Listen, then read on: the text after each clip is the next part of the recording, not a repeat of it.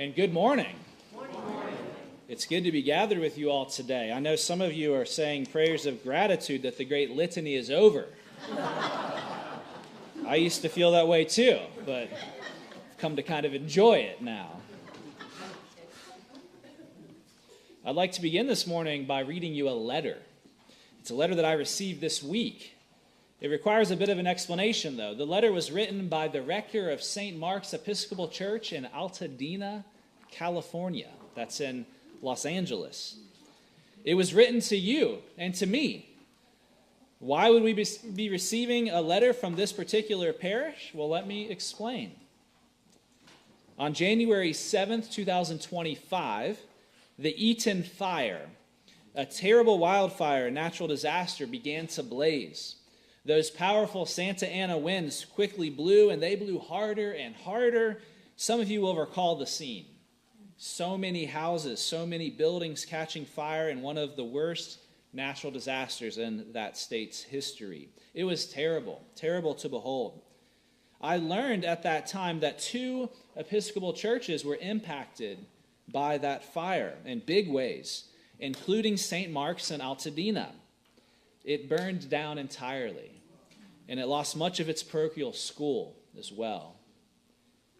Of course, at the time of this fire, it was only a few months after we had been through a terrible natural disaster ourselves. In September 2024, we received, 30 inches of rain in Hurricane Helene, plus the wind and the tornadoes and the mudslides and all the rest. In the months that followed, we were a wounded community, bruised, battered, broken. We knew personally what it was like to suffer so much loss due to natural disaster, something that totally surprised us. We also knew the gift of being lifted up by God's grace, strengthened by the prayers and the gifts of thousands and thousands of people. I don't know if I have ever been aware of the communion of saints like I was in the days following that storm.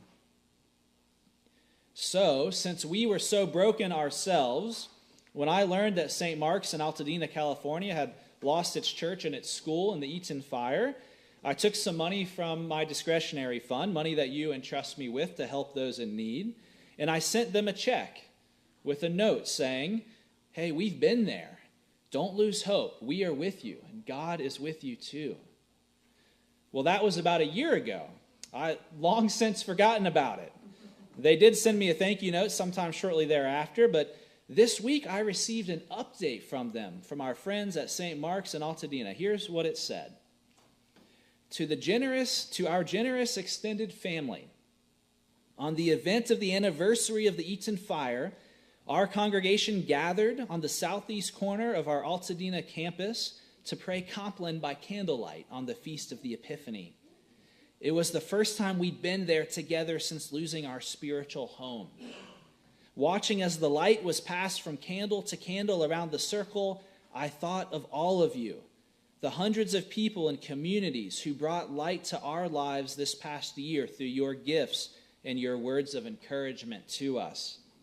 The St. Mark's community is thriving in spite of all that we've lost. We are stronger for your love.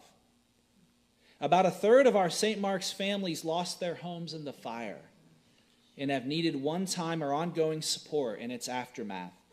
Through your generosity, we have been able to provide that support in individual grants totaling more than $350,000, and with a healthy balance of nearly $150,000 remaining for the future needs of our people. Additional donations earmarked for the rebuilding of our campus total $94,494 to date. We've purchased robes for our acolytes and costumes for our Christmas pageant, towels, ewers, and basins for our foot washing, and a Paschal candle and stand. You've helped us transform the downstairs of the rectory of our home away from home at St. Barnabas in Eagle Rock into a place where our staff and vestry can meet and work, and our people can gather for fellowship and learning. You've given us quilts and cards, handmade stoles, buckets, and cleaning supplies. And your prayers, so many prayers, we felt them all and are truly overwhelmed by the outpouring of care from literally the entire country and beyond. We have a long journey ahead of us, one that will require our resilience, wisdom, and faith. We will continue to walk together, not just with our St. Mark's community, but in close partnership with our neighbors in the healing and restoration of Altadena. This work has already begun. Members of our parish are moving through the permitting process toward the rebuilding of their homes. Some have already broken ground and poured foundations. Our church and school are deep into a master plan process, imagining together a beautiful new campus on our property in Altadena to serve our wider community. We are resolved to return home as soon as we can, but in the meantime, we are truly alive in our temporary homes. Our Sunday morning attendance is not only steady, it's growing. Our worship is joyful. Our ministries, both within and outside our walls, are as vibrant as ever. This past Sunday morning, a St. Mark's toddler woke up and told her moms, "I want to go to the party church today." God's Spirit is palpable among us when we gather. I wish you could be there to feel it. You are such an important part of our strength. In Sunday's gospel, Jesus said, "You are the light of the world." Thank you for shining that light on us. We will never stop being grateful.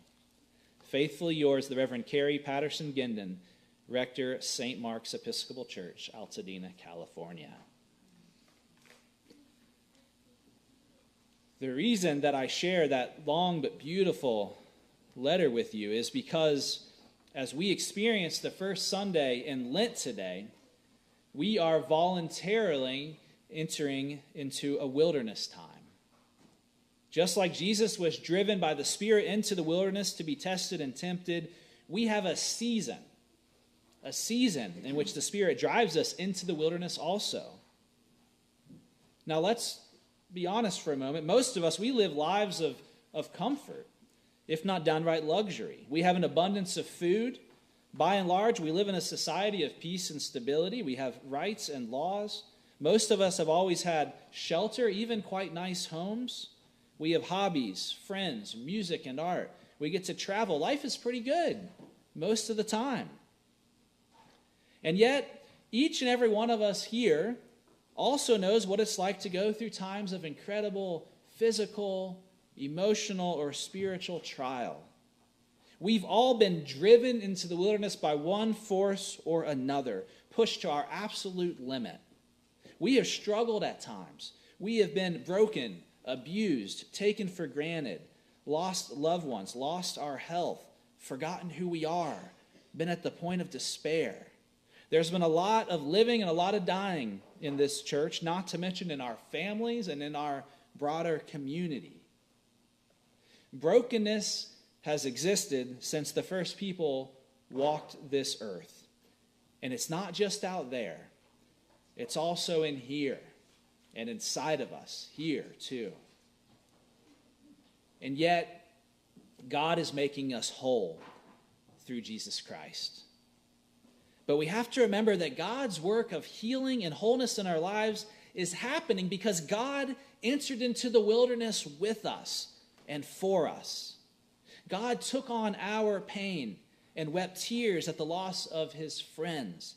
He encountered hunger and pain in himself and in others. And ultimately, Christ suffered and died only for God to take his wounds and his brokenness, his blood, sweat, and tears, his death, and to transform them into Easter joy. We find new life most often not through our successes, not through being perfect, not through always getting things right. We find grace and strength and wholeness through the wounds and devastations of our lives. Lent is a time when we lean into that brokenness. Lent is when we discover our limitations. It's when the Spirit drives us into the wilderness so we can experience that it's God who sustains us and it's God who is changing us. We went through Lent after Hurricane Helene, but Easter came. St. Mark's Altadena entered into a season of despair ignited by the flames of the Eaton fire, but God is transforming them into Easter glory right now. So now our rhythms change. We add odd and ancient prayers like the great litany. We become penitential. Our fasting resumes. We are given permission to be honest about being broken as we walk into this different time, this wilderness of Lent together. And as our collect said this morning, as God knows the weaknesses of each of us, let each one of us find him mighty to save. Amen. Amen.